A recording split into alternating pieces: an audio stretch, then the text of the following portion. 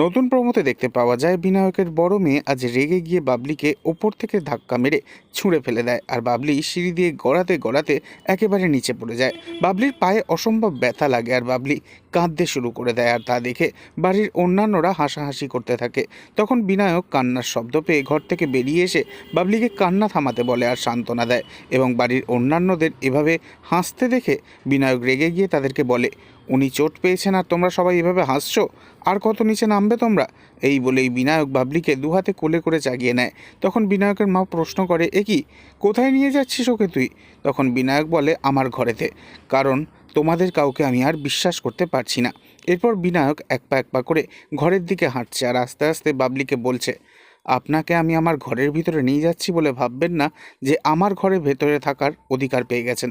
তখন বাবলিও আস্তে আস্তে বলে ওঠে, আমাকে ছুঁয়ে আছেন বলে ভাববেন না আপনি আমাকে ছোঁয়ার অধিকার পেয়ে গেলেন। এ কথা শুনে অবাক হয়ে যায় বিনায়ক। তবে কি এবার জমে উঠবে বিনায়ক আর বাবলির লাভ কেমিস্ট্রি? নেক্সট আপডেট জানতে এক্ষুনি সাবস্ক্রাইব করে আমাদের সাথেই থাকুন। ধন্যবাদ।